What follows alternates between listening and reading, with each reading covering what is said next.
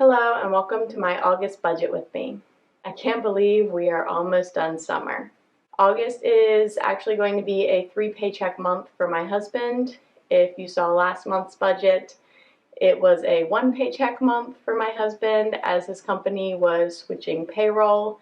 But the way that the paychecks fall this month, there will be 3. So that should make up for a little bit of what we missed out on last month.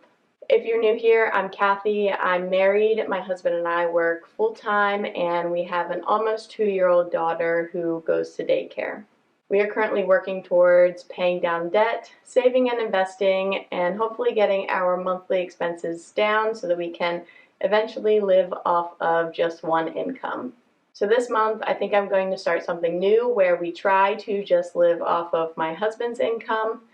And everything that I make is going to go into savings for now. That savings will eventually be used to pay down one of our loans, but I just want to see if it's possible that all of our everyday expenses can be covered with my husband's paycheck alone, because hopefully in the next year or two, that's what we'll be doing. So this month it'll probably be pretty easy since my husband will be getting 3 paychecks. But moving forward, it may be a little bit more difficult. But let's jump into my budget and see how much we are going to be bringing in this month and how we are going to spend it. So first of all, we do a zero-based budget, which means every dollar has a job to do. I use a lot of sinking funds, so everything that's not a fixed expense that we know exactly how much it's going to be gets put into a sinking fund, and then we spend basically freely from those sinking funds all month, trying to keep the overall balance of our sinking funds positive. As you'll see, sometimes some of those funds go negative because I didn't quite fund them well enough, but I'm trying to work on that to get a little bit better picture of the things that we do need to fund a little bit more and the things that we can pull back on funding. So that's what I've been working on in the past couple of months, getting those sinking funds a little bit more balanced, but we'll get into that. First, let's start with our income. So I do my budget a little bit weird where I budget off of my gross income, so that's everything before any paycheck deductions come out. So you'll see my taxes come out, you'll see my retirement contributions come out. But for my husband, I budget based off of his net income and what actually hits our joint account. Some of his net income he keeps for himself for his own personal spending, and I don't budget any of that in this spreadsheet here. But anything that is my personal spending will come out on this spreadsheet, just because I'm the one who keeps track of everything and I like to have all of those details. But I don't want to be keeping track of my husband's personal spending because that would be just too much for us. So for my income, I am expecting 2 paychecks this month, and I'm salaried, so it's pretty easy to estimate what I am expecting to bring in. This month it should be $10,537.84. And again, this is before tax. So for my husband, as I mentioned, this is going to be a 3 paycheck month, and we're still not quite sure how taxes and insurance premiums and stuff is all going to play into what he brings home. I have, however, already seen his first pay stub for August, so I know almost exactly what the first paychecks will be, but because he's getting 3 paychecks this month, that third one will not have the healthcare premium on it, which is going to impact his take-home pay because it's going to impact taxes and stuff as well. So I'm just loosely estimating that his take-home pay is going to be $8,220 between his 3 paychecks. So we'll see how close I am. For interest this month, I'm just going to estimate $28.71. We keep a lot of our savings in a high-yield savings account, so we usually get more interest than this, but I like to budget a little bit conservatively, and I budget this not even number so that when everything is done, it all equals 0. So you'll see that at the end that we'll have a zero-based budget. For rewards, this is credit card rewards. I usually budget nothing, but sometimes we do redeem $25 or more automatically, and that just depends on how much we spend on our credit cards. Refunds, I'm not expecting anything, and other income, also not expecting anything. Now moving on to our savings.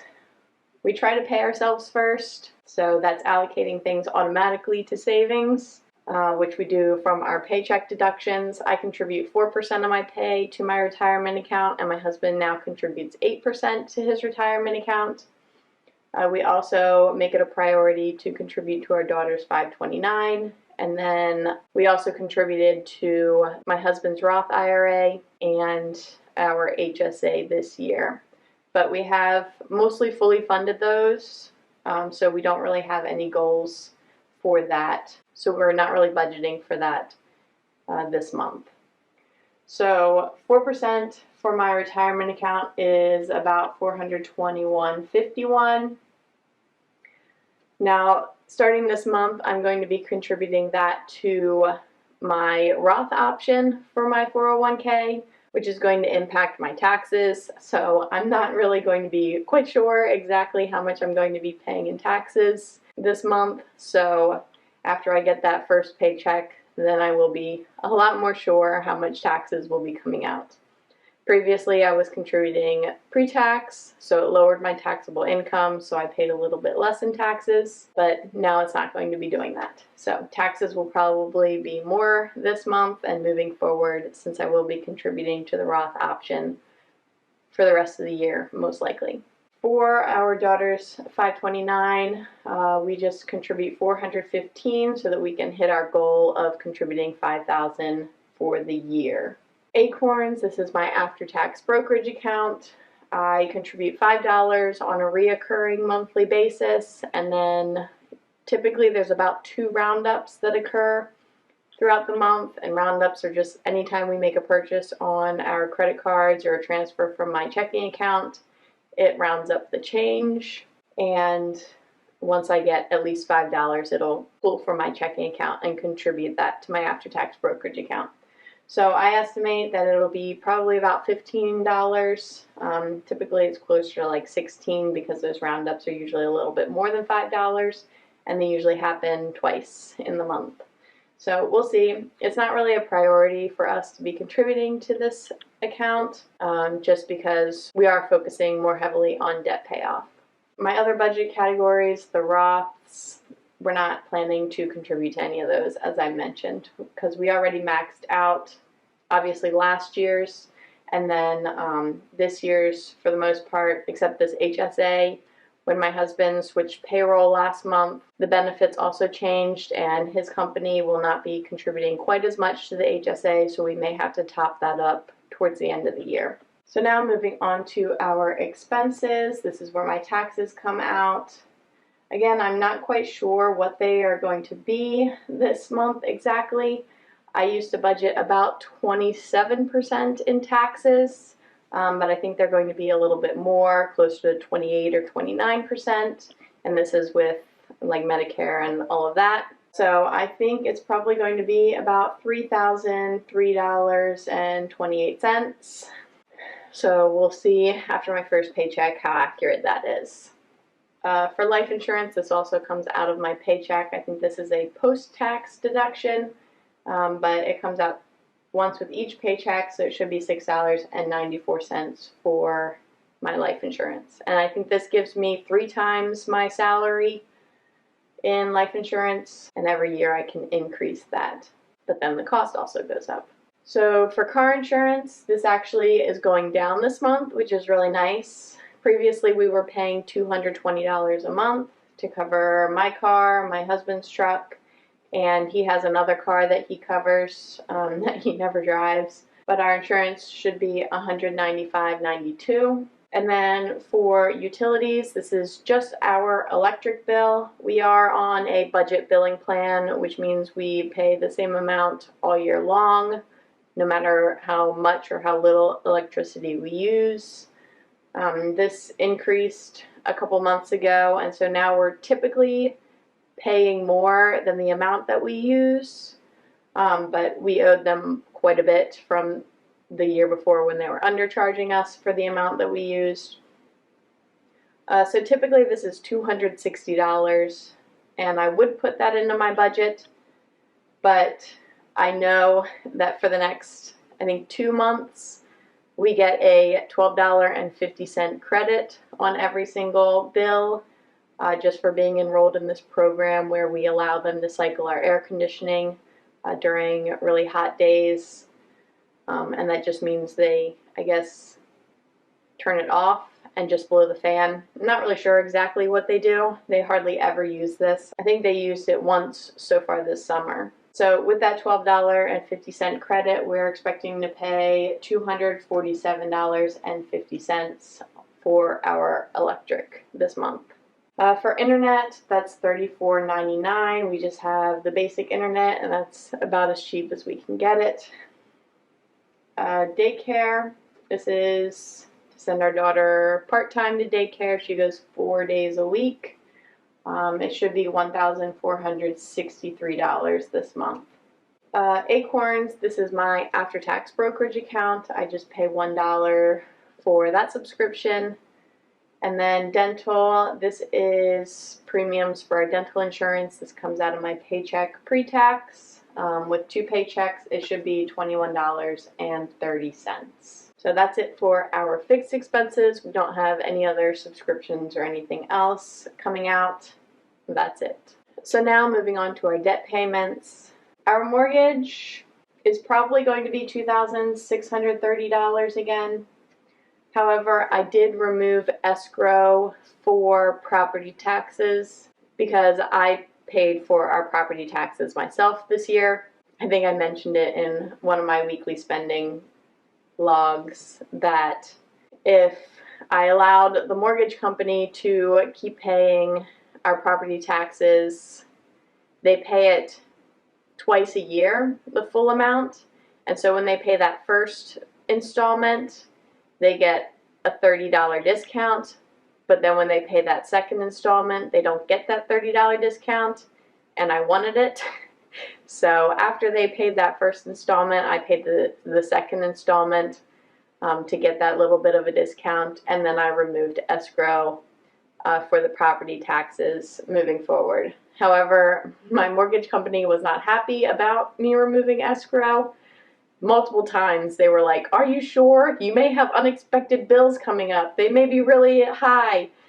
And I was like, yes, I know how to budget. But they're still taking an entire month to remove escrow. And so I think I'm going to have to pay into escrow this month, even though I won't need to.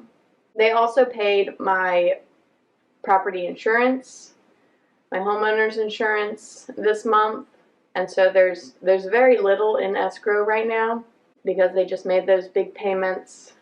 And I wasn't planning on removing the homeowner's insurance just because I couldn't figure out on my homeowner's insurance website how to pay directly for that if I had removed escrow. So I may still remove it for homeowner's insurance and see if I can get that sorted out, but it's not that big of a deal to pay the homeowner's insurance through escrow because that's only about $1,600, whereas the property taxes are over $6,000. And so the other reason why I want to remove escrow is because when I pay into it, I don't earn any interest on that money, whereas if I were to save it up in my high yield savings account, I would earn interest. So not only am I getting the discount for paying my property taxes early, I will also be earning interest for saving up for my property taxes. So for now, it looks like my mortgage payment will include the full escrow payment, which I think is about $600 some, but hopefully moving forward they will readjust that and I'll get a new mortgage payment. For our truck, we paid that off back in May, so I'm not budgeting anything for that. And then for retirement, this is my retirement account loan. I'm currently just paying the minimums on that. Everything that I'm saving up, I'm hoping to apply to this retirement account loan in a lump sum later in the year, but for now we're just saving up that money. but with every paycheck it's $236.22, so I will be paying $472.44 this month for my retirement account loan. And then my husband has student loans. We just pay $382 a month on those. We're not really planning on paying those off too early, but we might. I have a little bit of plans on something to do with those, but I can talk about that later. All right, so let's move into our sinking funds. I adjusted this a little bit from what I typically do. As I said, I'm trying to get these a little bit more balanced. As you may be able to see, we're negative in health and we're negative in baby. So I do want to put a little bit extra towards those. I don't think that we will quite bring them out of the negative this month, but we're slowly working towards it. I keep all of these sinking funds like kind of in our checking account, kind of in our high yield savings account. I don't really differentiate. I just keep track on the spreadsheet. But we never go negative in any of our accounts, even if it looks like some of our sinking funds are negative. Our first sinking fund is home. I'm just going to budget $700. This is a decrease from what I usually budget, just because we really haven't had to do much home maintenance so far this year, knock on wood. I pay the property taxes from this fund, so it did go down a lot, but we still have almost $4,000 in there. I like to save and keep about $10,000 in there for any kind of home maintenance, just because we typically have some pretty expensive home maintenance when we need it, but this also covers any kind of like upkeep and maintenance stuff, so chemicals for the pool, any kind of lawn stuff that we may need, also comes from this sinking fund. Groceries, this is where we've been struggling a bit also, but so far we've managed to keep it in the positive this month. We spent very little on groceries in July, so it's still holding at positive, and I'm planning on contributing $600 this month, and so that should hopefully keep it positive moving forward. I can't imagine that we would spend $600 on groceries this month, although we do probably need to stock up on some of our things that we purchase from Azure Standard, some of our bulk goods. I'm thinking we might need some more walnuts soon, and there may be a few other things. Car and gas, this is my sinking fund for any kind of car maintenance or gas. I've been topping this up a lot more recently, so I'm putting $350 in there. Just last month, my husband started using this fund as well to buy gas, and he spends almost $200 a month on gas, whereas before I was only spending about $30 a month. So we need to contribute a lot more to this fund to cover his gas. Health, I'm planning to contribute $160 to this fund. That should bring it up to the positive if we don't spend any from this category, unless our daughter needs to go to the doctor for some kind of emergency. We most likely won't spend from this fund. We have a high deductible health plan, which is why we have access to the HSA, and so that makes going to the doctors very expensive. We usually spend a little over $200 for any kind of visit outside of a normal checkup for our daughter. So if she has like a cough or a fever that's lasted for a long time and we want to get it checked out by the doctor, it costs quite a bit to go and get that done, and not counting the medicine that we may need as well. For pets, I'm planning on only putting $20 in there. I have 2 rabbits, and typically I only need to buy them food, and that's about every other month, so $20 should be enough for now. For baby, I'm planning on contributing $130. This will not bring that up to negative. Hopefully we shouldn't have to purchase anything for our daughter. This went negative because I decided to pay her daycare enrollment fee out of this fund instead of lumping it into daycare expenses in the fixed expenses column. And then we also had to buy a couple of other things for her for daycare. She switched daycares last month, and it's been kind of expensive switch. But Really, this is only for if we need to buy her clothes or anything, any other kind of baby-related things that come up. She wears cloth diapers, so we don't have to buy diapers or anything, but it's usually just clothes when she outgrows them, and wipes for daycare. Okay, so for phone, I'm budgeting $55. My husband and I use Mint Mobile. He's on the unlimited plan, and I'm on the 5 gig plan. We should be renewing our phones in August, but we've been budgeting all year long for that. We pay annually for that. We've been budgeting $55, so we're expecting to spend most of our sinking fund this month to pay for our phones. For gifts and donations, we're not planning to budget anything for that.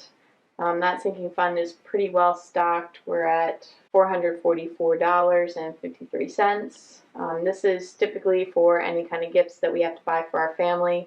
We really only buy for the kids in our family, and so this should cover the birthdays that will be coming up in like November time and then Christmas.